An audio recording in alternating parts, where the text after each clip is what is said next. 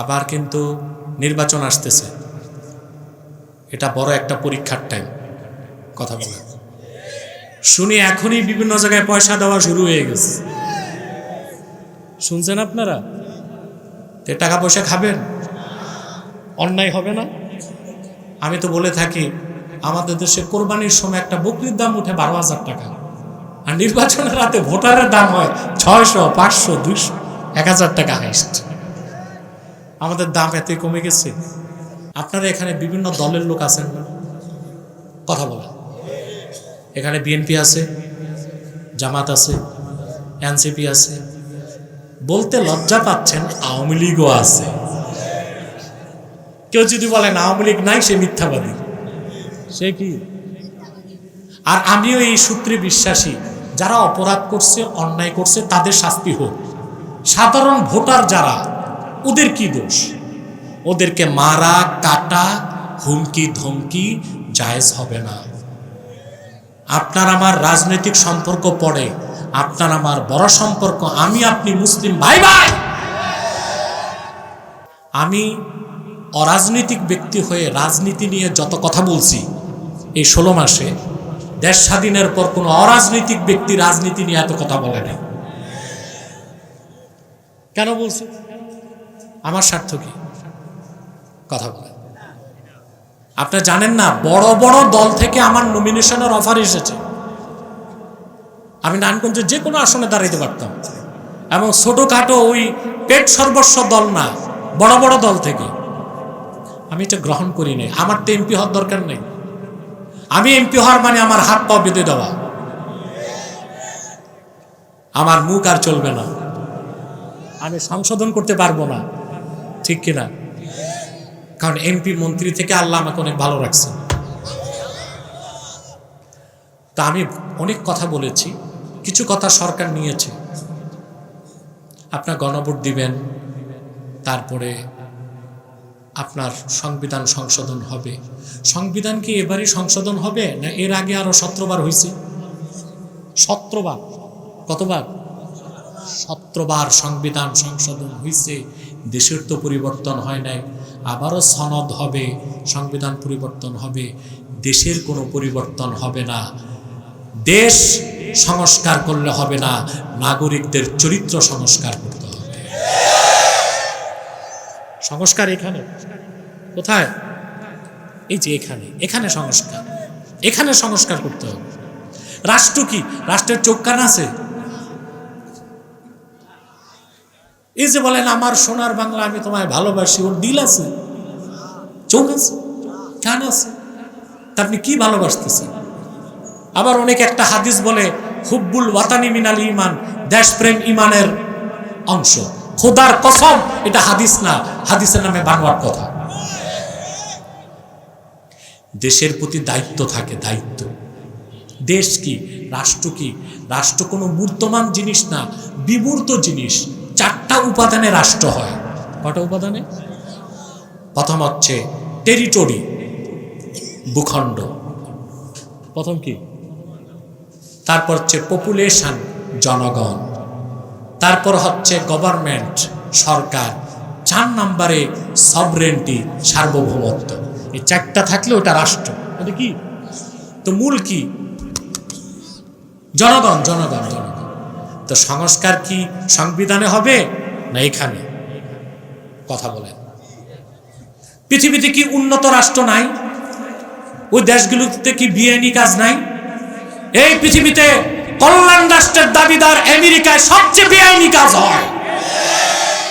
দেখছেন না, 1 মাস আগে আরেক দেশের প্রেসিডেন্টকে বউ সহ হাইজ্যাক করে নিয়ে আসছে আমেরিকার প্রেসিডেন্ট। ভেনেজুয়েলাতে যে রাতের অন্ধকারে ওই দেশের প্রেসিডেন্টকেও নিছে, তার বউকেও টেনে হেঁচড়ে জেলখানায় ভরে দিছে। তো আর আন্তর্জাতিক আইন কোথায়? কারণ গণতন্ত্রের বুলি যে যতই আওরা, কথা একটাই, মাইট ইজ রাইট। খাস বাংলায় ঠেলার নাম বাবাজি। ওখান থেকে ভেনেজুয়েলা থেকে ভাগছে, আসার পর হাত দিছে ইরানের দিকে। ইরান বলছে আসো, হাত কেটে দিব। আমেরিকাও পিছে সরছে। তার মানে আমি যে কথা বলতে চাইলাম, আপনাকে আমাদের চরিত্রগুলো ঠিক করতে হবে। যে কথা থেকে এত কথা, নামাজ পড়তে হবে। ঈমান আনলে মুমিন, আনুগত্য প্রকাশ করলে, জোরে বলেন, 5 ওয়াক্ত নামাজ পড়বেন, ওয়াদা করতে পারেন? কবরস্থানে আসছেন আজকে দোয়া করতে, জীবিতদের জন্য না মৃতদের জন্য? মৃতরা তো এক্সপায়ার্ড, চলেই গেছে। তাদের মধ্যে যাদের ঈমান আছে আমাদের দোয়া পৌঁছবে, আর বেঈমানদের কাছে দোয়া। তা আপনি নিজের জন্য কি করছেন? কিছুই তো করলেন না। এই খালি আকাশের নিচে আমার সাথে ওয়াদা করবেন যে 5 ওয়াক্ত নামাজ পড়বেন? কে কে হাত তুলে দেখেন, বলেন ইয়া আল্লাহ, ওয়াদা করছি আজ থেকে 5 ওয়াক্ত নামাজ জামাতের সাথে আদায় করব। যদি শয়তানের প্ররোচনায় নামাজ ছুটে যায়, তওবা করে কাজা হিসেবে আদায় করব। তাহলে ঈমান আনলে মুমিন, আনুগত্য প্রকাশ করলে মুসলিম। তারপরে যখন অন্তরে আল্লাহ রাব্বুল আলামিনের ভয়, খাশিয়াতুল্লাহ, আল্লাহর ভয় চলে আসবে, বান্দা তখন গুনার কাজগুলো ছেড়ে দিবে, তখন তার নাম মুত্তাকি। আল্লাহর ভয় ছাড়া গুনার কাজ কেউ ছাড়ে? কথা বলেন। কথাটি আমি বলছি না, আল্লাহ তাআলা বলছেন। আল্লাহ রাব্বুল আলামিন বলেন, ফাআম্মা মান তাগা ওয়া আসারাল হায়াতাদ দুনিয়া ফাইন্নাল জাহিমা হিয়াল মাওয়া। আল্লাহ পাক বলেন, আর যে ব্যক্তি দুনিয়াতে সীমা লঙ্ঘন করলো, কি করলো? কার সীমা? জোরে বলেন। সীমা আছে না নাই? জোরে বলেন। প্রত্যেক রাজা বাদশার সীমা আছে না? আছে। আল্লাহরও সীমা আছে, দুনিয়ায় সীমা না। আল্লাহ সীমা না? সহিহ বুখারীর হাদিস, আল্লাহর হাবিব সাল্লাল্লাহু আলাইহি ওয়াসাল্লাম ইরশাদ করেছেন, আলা ওয়া ইন্না লিকুল্লি মালিকিন হিমা, আলা ইন্না হিমাল্লাহি ফি আরদিহি মাহারিমুহু। সাবধান, এই দুনিয়ায় প্রত্যেক রাজা বাদশার সীমানা আছে। এই জমিনে আল্লাহ বান্দাদের জন্য সীমানা নির্ধারণ করেছেন, সেটা হচ্ছে যা তিনি বান্দাদের জন্য হারাম করেছেন। যে ব্যক্তি সীমানা লঙ্ঘন করবে না, আল্লাহর ভয় অন্তরে রাখবে, আল্লাহ রাব্বুল আলামিন তাকে মুত্তাকি বান্দা হিসেবে আল্লাহর ওলির কাতারে জায়গা করে দিবে। সব জায়গায় সীমানা আছে। আল্লাহ বলেছেন, কুলু ওয়াশরাবু, খাও পান করো। আবার সীমানা নির্ধারণ করছেন, কুলু মিম্মা ফিল আরদে হালালান তাইয়্যিবা, ভূপৃষ্ঠে যা কিছু হালাল আর পবিত্র তাই গ্রহণ করো। সীমানা আছে না নাই? আমাদের সীমানা আছে। হালাল, হারামে যেতে পারি না। কাফের মুশরিক সীমানা আছে, সব খায়। কুত্তা, শুয়োর, সাপ, বেজি, ব্যাঙ, মরা, জিন্দা সব খায়। ওদের সীমানা নাই, আমাদের সীমানা আছে। আছে না? হালালকে ক্রস করতে বলেছেন, ফানকিহু মা তাবা লাকুম মিনান নিসাই মাসনা ওয়া সুলাসা ওয়া রুবা। তোমরা তোমাদের পছন্দের মেয়েদেরকে বিয়ে করো, 2টি কিংবা 3টি কিংবা 4টি। অন্য জায়গায় বলে দিয়েছেন, ফাল ওয়ালা তাকরাবুজ জিনা, জিনার কাছেও যেও না। সীমানা আছে। তা আল্লাহ সেটাই বলেছেন, ফাআম্মা মান তাগা, যে পৃথিবীতে সীমা লঙ্ঘন করলো, ওয়া আসারাল হায়াতাদ দুনিয়া, দুনিয়ার জীবনকে আখিরাতের উপর প্রাধান্য দিল, ফাইন্নাল জাহিমা হিয়াল মাওয়া, আখিরাতে জাহান্নাম হচ্ছে তার ডেস্টিনেশন।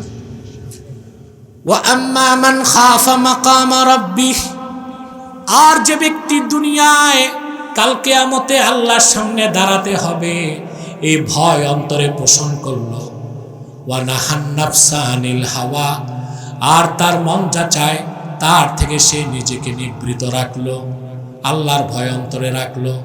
আল্লাহর সামনে দাঁড়াতে হবে, এই ভয়টা যার আছে সে কি জিনা করবে, ব্যভিচার করবে, নামাজ ছাড়বে, খাদ্যে ভেজাল মিশাবে, দুর্নীতি করবে, পরের সম্পদ মেরে খাবে, কার ভয়তে করবে না? এটাই তো তাকওয়া। এটা কি? এটাই তাকওয়া। লম্বা দাড়ি, লম্বা পাগড়ি, লম্বা জুব্বা আমরা দেখলে মনে করি কি বড় দরবেশ, কিন্তু খোঁজ নিলে দেখবেন সমানে সুদ খায়, ঘুষও খায়। এটা দরবেশ না ধরবেশ? এটা কি? বেশ ধরছে।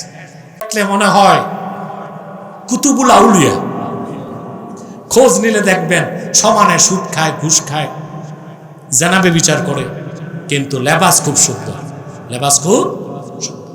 যে ইমাম সুদখোর, সুদ খায়, তার পিছে মুসল্লিদের নামাজ হবে? হবে? তো মুসল্লিরাও তো এরকম ইমামের পিছে নামাজ পড়তেছে বাংলাদেশে। অতএব এই যে দাড়ি টুপি জুব্বা কুর্তা, এটা তাকওয়া না, এটা হচ্ছে তাকওয়ার লেবাস, তাকওয়ার লেবাস। তাকওয়া এখানে। তাকওয়া কোথায়? জোরে বলেন। এখানে আল্লাহর ভয় যখন চলে আসবে, তখন মানুষ ধীরে ধীরে খারাপ কাজগুলো ছেড়ে দেয়। মানুষ তো ফেরেশতা না, গুনাহ তো হতেই পারে, কিন্তু আল্লাহর ভয় যার আছে, সে আবার সুযোগ পেলেই আল্লাহর কাছে মস্তক নত করে তওবা করে। আর আল্লাহর ভয় যার নাই, ও চেন সিস্টেমে গুনাহ করে, চেন সিস্টেমে ও আর তওবা কখনো করে না। আপনার প্রতিটি কাজ, আমার প্রতিটি কাজ হাসরে আল্লাহ দেখাবেন না? কথা বলেন। আল্লাহ রাব্বুল আলামিন বলেন, ইয়াউমা তাজিদু কুল্লু নাফসিম মা আমিলাত মিন খাইরিন মুহদারা ওয়া মা আমিলাত মিন সু। কাল কিয়ামতে প্রতিটি মানুষ এই দুনিয়ায় যে ভালো কাজ করেছে তা সে দেখতে পাবে। আজকে যে মাঠে বসছেন, এটাও কি দেখবেন নাকি? জোরে বলেন। আর সে যে খারাপ কাজ করছে তাও সে দেখবে। একদম মিজানের পাল্লার কাছে ভিডিওর মতো সব ভেসে উঠবে। যে নামাজ পড়ছে সে দেখবে নামাজ পড়তেছে, যে রোজা রাখছে সেটা দেখবে, যে চুপচাপ পকেটে হাত দিয়া মোবাইল চুরি করছে এটা সে দেখবে, যারটা চুরি করছে সেও দেখবে।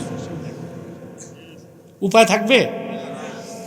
তাওয়াদ্দু লাউ আন্না বাইনাহা ওয়া বাইনাহু আমাদাম বাঈদা। মানুষ তখন বলবে, হায় আফসোস, ভালোগুলো দেখছি তো গুনার কাজগুলো দেখতেছি কেন? আমার এই গুনাহের কাজ দৃশ্য আর আমার মাঝখানে বিশাল একটা দূরত্ব যদি হয়ে যেত, সেদিন আফসোস করে লাভ হবে? বলেন। সব দেখবেন, প্রতিটি কাজের হিসাব আপনি দেখবেন। এ ভয়টা আছে? এটাই তাকওয়া। এই তাকওয়া যখন চলে আসবে, ঈমান আনলে মুমিন, আনুগত্য প্রকাশ করলে মুসলিম, আর আল্লাহর ভয়তে যখন সকল খারাপ কাজ ছেড়ে দিবেন, তখন আপনি মুত্তাকি হয়ে যাবেন। হবেন মুত্তাকি। আল্লাহ কবুল করুন, আল্লাহ মঞ্জুর করুন। বলুন আল্লাহুম্মা আমিন। আমি যে কথাগুলো বললাম আমল করবেন না ইনশাআল্লাহ? নামাজ ছাড়বেন না? বলেন। সুদ খাবেন, ঘুষ খাবেন? কবরে যারা আছে ওদের জন্য আসছেন, নিজের জন্য কি আছে? চালানটা ঠিক করেন ভাই, চালান লাগবে। কিছু চালান নিয়ে কবরে গেলে বাইরের দোয়া কাজে আসবে। আর যার মসজিদেও চালান নাই, পুরা সিদ্দিরগঞ্জ ফতুল্লাহ সব মৌলবী সব আইনা কিয়ামত তক দোয়া করাইলো, 2 পয়সা লাভ নাই। হবে না? আমি একটা উদাহরণ দিই। গাড়িতে যখন ব্যাটারি দুর্বল হয়ে যায়, স্টার্ট বন্ধ হয়ে যায়, কি হয়? তখন কি করতে হয়? ধাক্কা দিতে হয়। চার্জ তো পরে, আগে তো ধাক্কা দিতে হবে। ধাক্কা দিলে গাড়ি স্টার্ট নেয় কিনা?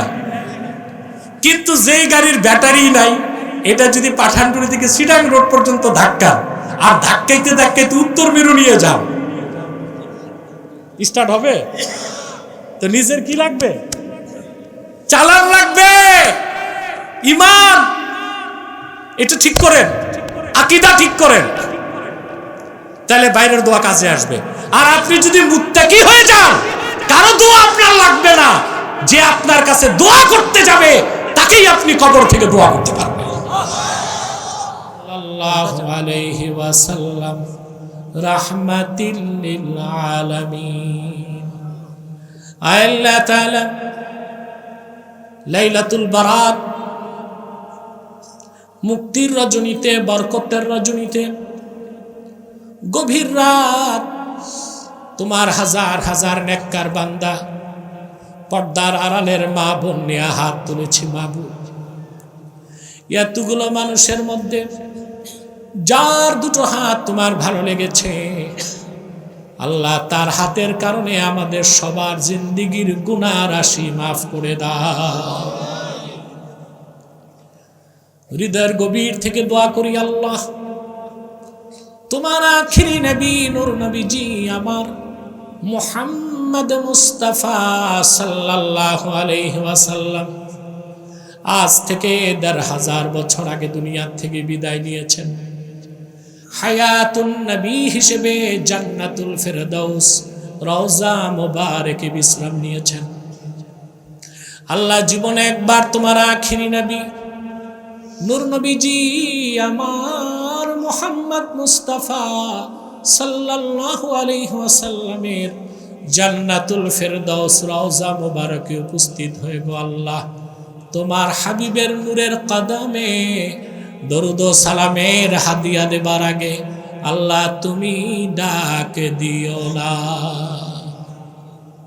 রব্বুল আলামিন একবার বা একাধিকবার যারা সোনার মদিনায় নূরের মদিনায় যেতে পেরেছি, আল্লাহ জীবনে বারবার তোমার আখিরি নবী নূর নবীজি আমার মুহাম্মদ মুস্তাফা সাল্লাল্লাহু আলাইহি ওয়াসাল্লামের নূরের শহর মদিনাতুল মুনাওয়ারা জিয়ারতের জন্য তাদের কপালটা খুলে দাও।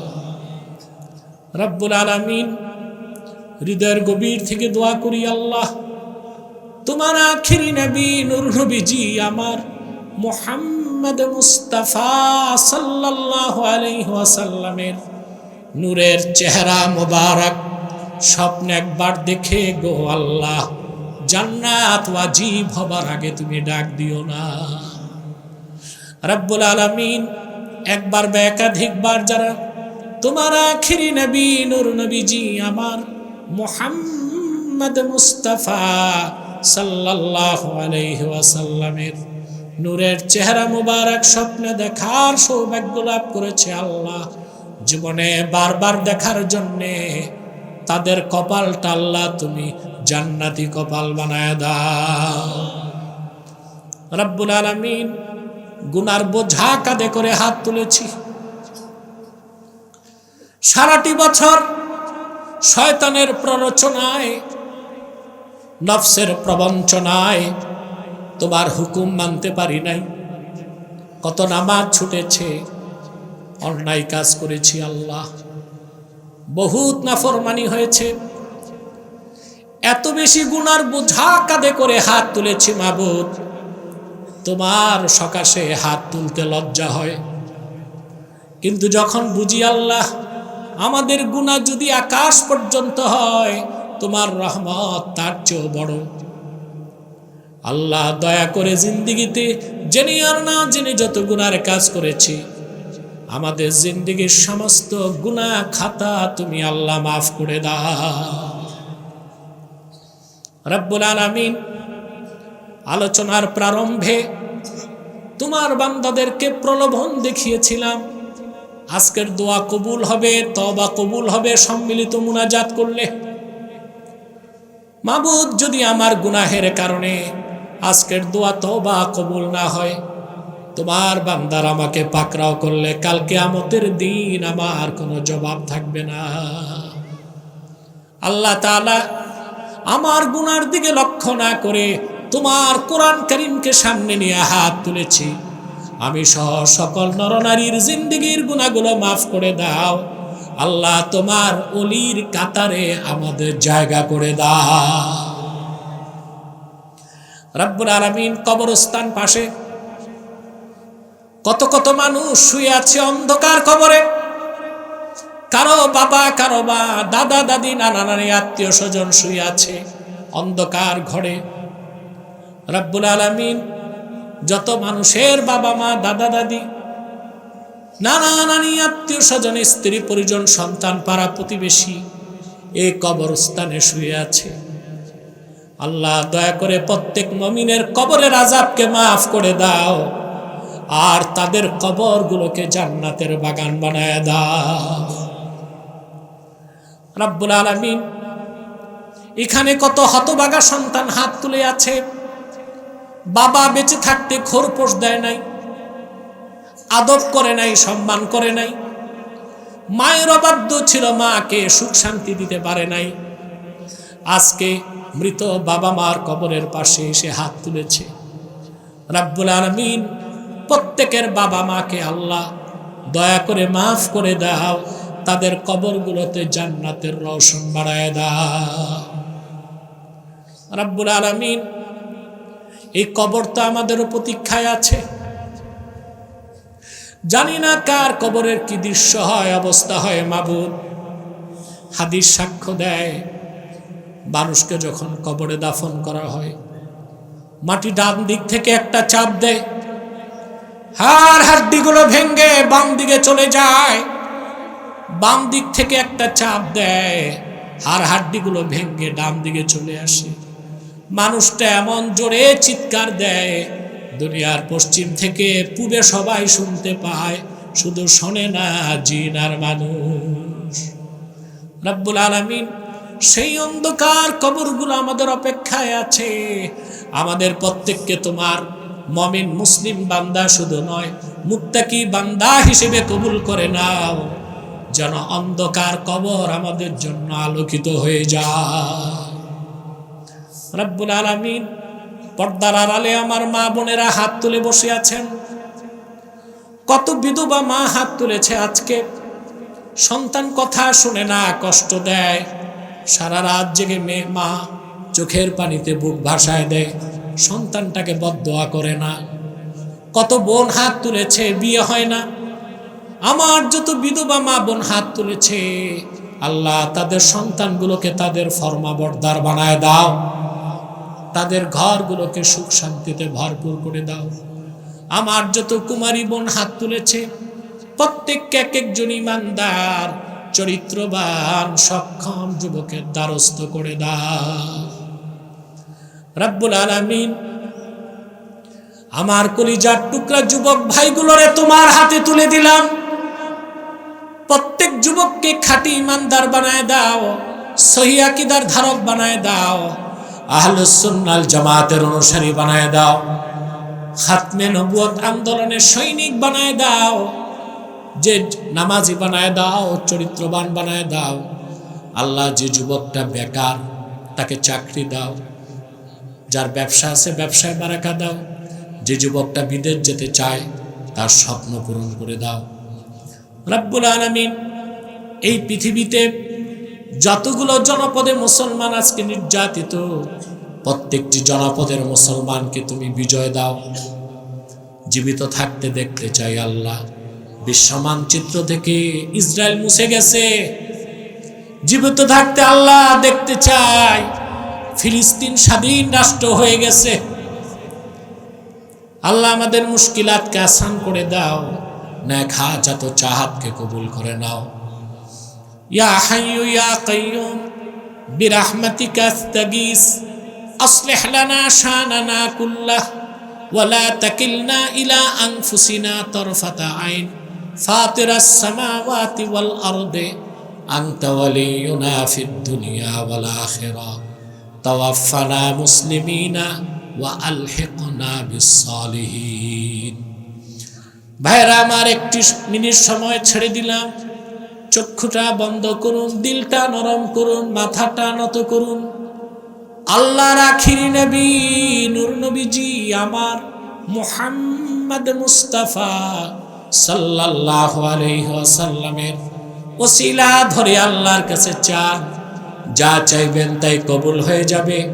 যদি পারেন ভাইরা, সারা জীবনের গুনার কথা মনে করে মুনাজাতে আমার আল্লাহর কাছে আত্মসমর্পণ করে 2 ফোঁটা চোখের পানি ছেড়ে দিন। দোয়াও কবুল হয়ে যাবে, তওবাও কবুল হয়ে যাবে। করেন, প্রত্যেকেই নিজের দোয়া নিজে করেন।